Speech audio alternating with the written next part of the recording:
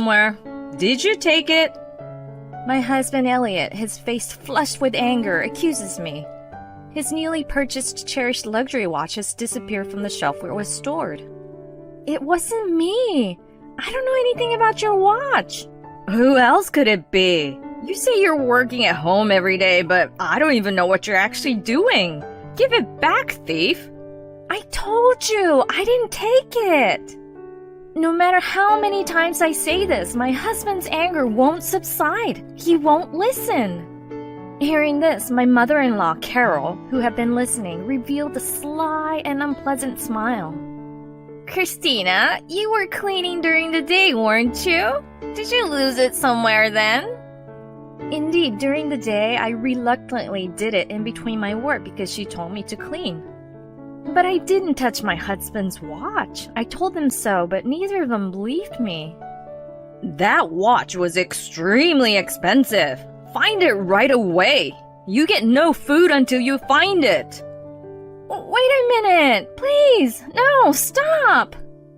Despite my resistance, my husband forcefully... My name is Christina. I've been married to my husband Elliot for 3 years. A year ago, my husband insisted that he felt sorry for his mother living alone, and we decided to live together. I was reluctant because my mother-in-law often made sarcastic remarks, but Elliot was adamant and I reluctantly agreed. With the move-in, we bought a house with a mortgage in his name. I work from home, and the larger house made it easier for me to do my job. However, my husband, who goes to work every day, doesn't understand that working at home is still work. He thinks I'm just playing on the internet and doesn't take my job seriously. Even when I explain my job, he doesn't get it because it's different from his. He swings around this strange idea that real work is sweating and working outside. You were playing on the internet again today, weren't you? You're a lazy type who can't work. I, on the other hand, was busy all day today. I have a lot to do because everyone relies on me. He often says things like that. For being busy and having a lot to do, your salary is kind of low. My husband earns a low wage, but he's a show-off. Before we moved in together, he was forced to send money to his mother every month.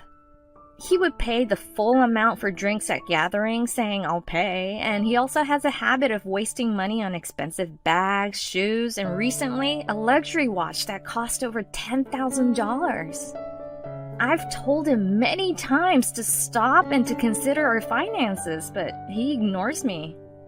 So when we run out of money for living expenses or loans, I pay them. Carol, who doesn't know anything about these things, takes my husband's words at face value and misunderstands that I'm just playing on the internet. Christina, if you have time to play, clean this place. Carol, I'm working now. Yeah, but even if you say you're working, you're not working outside like Elliot, so you're not earning much, right? Come on, hurry up and clean. Or, Christina, I'm meeting my friends now, so get the car ready. Chop chop.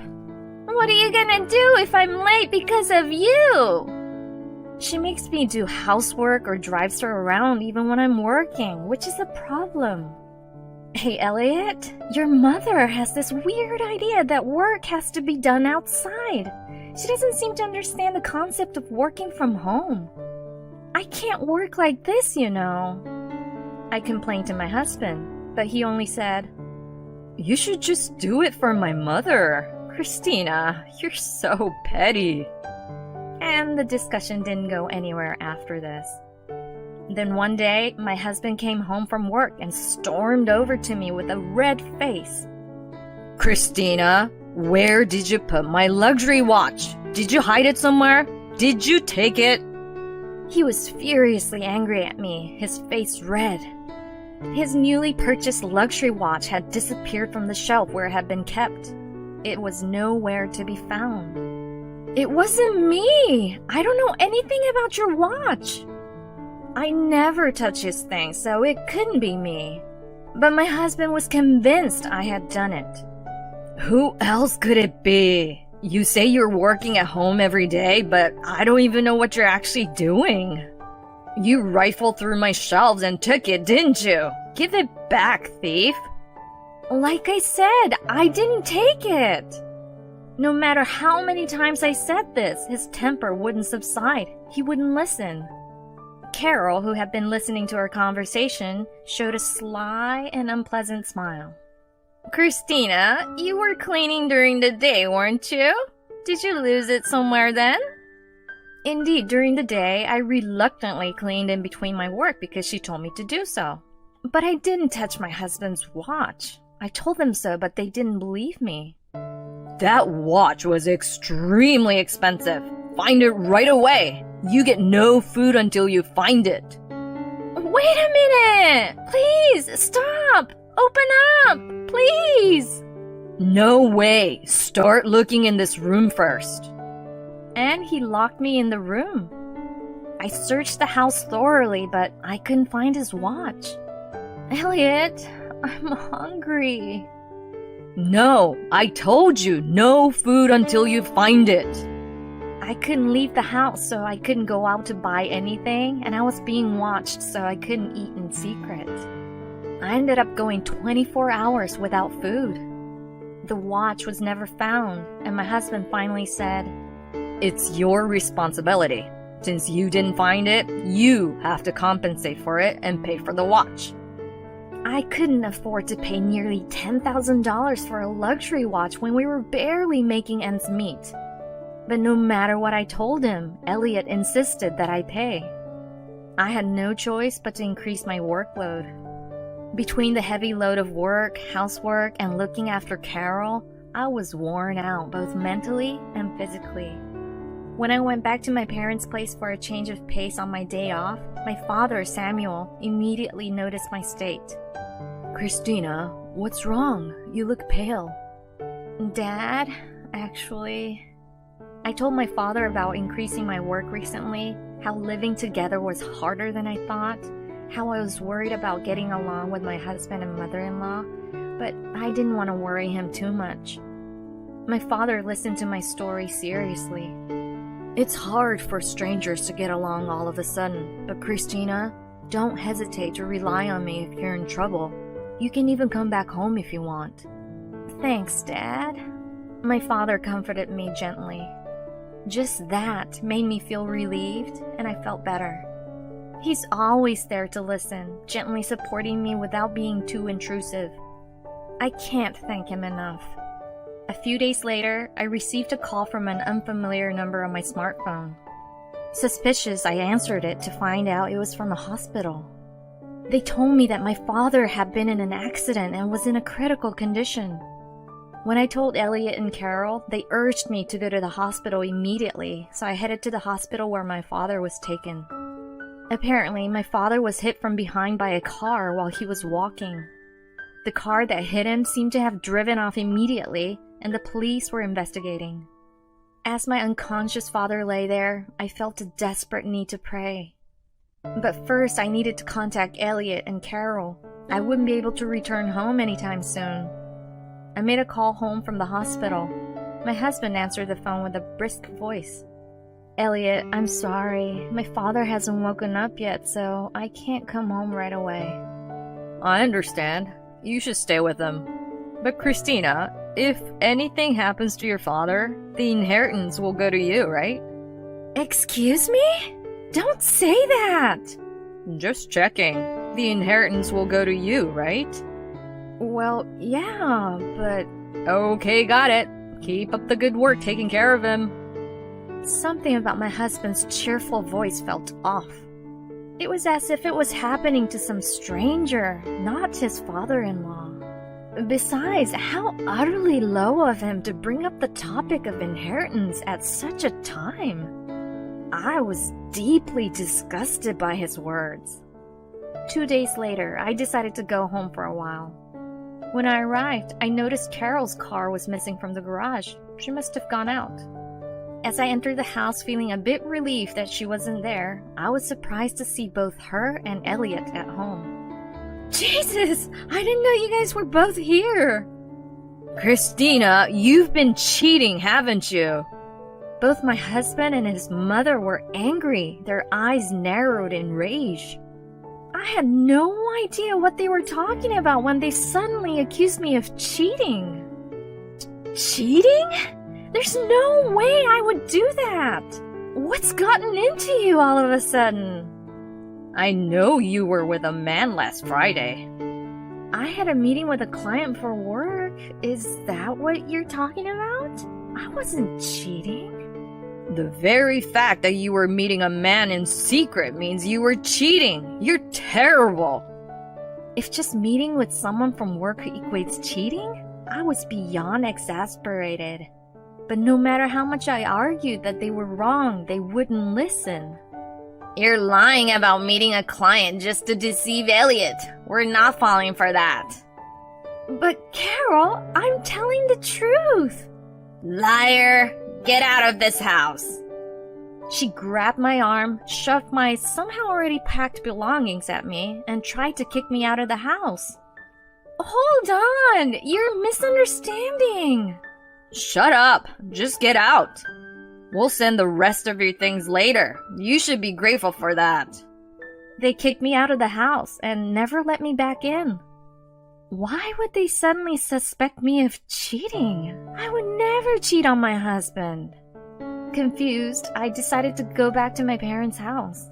The next day, all my belongings were delivered. What's going on? Everything seems too organized. As I thought this and started sorting through my things, I noticed something strange. No matter how much I looked for it, my bank card was nowhere to be found. Why was this the only valuable item missing even though the others were there?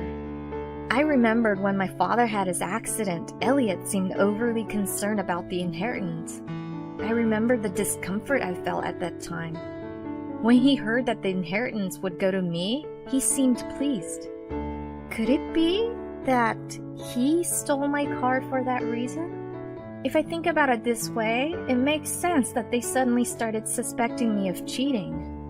They used this as an excuse to kick me out of the house, to monopolize the inheritance. The anger began to boil within me at this realization. I clenched my fists in frustration. I couldn't forgive them for trying to take my father's inheritance away from me without even being concerned about his health. I will make them pay for this. A month later, the intercom at my parents' place rang repeatedly. When I opened the door, Elliot and Carol stormed in, their faces beet red. Hey, your bank card is not working. Care to explain? Explain what's going on, they said as they threw my bank card on the floor. So you two really did steal it. And we got a notice saying the mortgage hasn't been paid. What's going on? Of course the bank card doesn't work. I changed it after seeing how you splurge. This card right here is a decoy. The real one is kept safe here at my parents' house. And I stopped making mortgage payments when I was kicked out of the house. What did you say? My husband, furious, tried to grab me. That's when a stern voice said, "Calm down." At the sound of the sharp voice, both Elliot's and Carol's shoulders flinched. Why? Seeing my father emerge from the back of the house, they looked astounded. Surprised to see my father is healthy? He recovered from his critical condition. Indeed, my father had recovered and was able to be discharged from the hospital safely. I purposely didn't tell them about this. They seemed to think my father had died and were taken aback by his healthy appearance. I've heard everything from Christina. Elliot, what the hell is this? You didn't pay the mortgage or the living expenses, and you even stole the car planning to use my inheritance. Can't you tell the difference between right and wrong? Chastised by my father, Elliot trembled, his face pale. I hear you turned a blind eye when Christina was being insulted by her mother-in-law here and didn't even stand up for her. And you even kicked her out of the house, accusing her of cheating without any proof. Elliot and Carol both seemed to be mumbling some excuses, but their voices were so small I couldn't hear them. Elliot, what were you planning to do with the money from the stolen card? Were you gonna spend it on your mistress? I presented the evidence of his affair, which I had gotten by hiring a detective. You suspected me of cheating, but turns out the one who was actually cheating was you! In the photos, my husband was pictured with his mistress, and she was visibly pregnant. After being kicked out of the house by my husband, I started to investigate why he was so desperate for the inheritance, and I found out he was having an affair. It seems that some of his extravagant spending was on his mistress. Your mistress is pregnant with your child. Who's the terrible one now? I guess you were planning to divorce me after you got the inheritance, weren't you? Fine, let's go ahead and divorce then. Of course I'll make sure to claim damages. When I mentioned the word divorce, both my husband and mother-in-law began to panic. Hold on, Christina! Elliot didn't mean any harm! Forgive him! Let's live together happily again! That's right. My mom was just being strict because she cared for you. Let's be a family of 3 again. They tried to close in on me, defending each other. How dare they suggest living together again? The mere thought sent chills down my spine. When Carol tried to grab my arm, I shook her off. As she stumbled, something fell out of her pocket with a clatter. What the? Isn't this the luxury watch Elliot was looking for? Care to explain, Carol? With a guilty expression on her face, she picked up the watch. This is, She fumbled for an excuse, but it was clear from her flustered state that she had stolen it. Mom, you told me Christina stole it, but it was actually you who stole it? Oh, come on.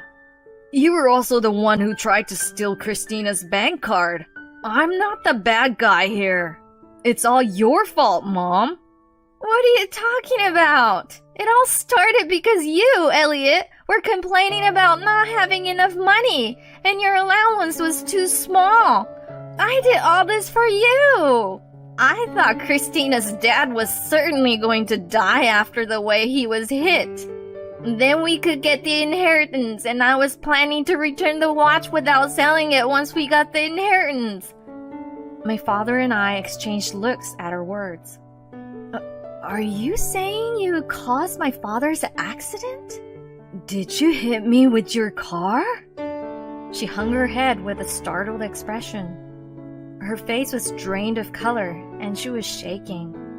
I suddenly remembered when I returned home from my father's hospital, her car was not in the garage. It was Carol who hit my father. She must have taken the car for repairs. After this, Carol was arrested by the police. As expected, her motive was the inheritance. Afterwards, I successfully divorced my husband. I received a hefty amount of compensation. My ex-husband ran out of savings and couldn't pay the mortgage, so he had to give up the house. Even though he remarried his mistress, his ostentatious and condescending attitude didn't change, and they divorced. I heard from someone that he's struggling significantly with the alimony and child support. I have absolutely no sympathy for him. Rather, seeing him, I learned that if you make others unhappy for your own vanity and money, you will certainly face retribution. As for me, I met a wonderful person afterwards, and am now living happily ever after.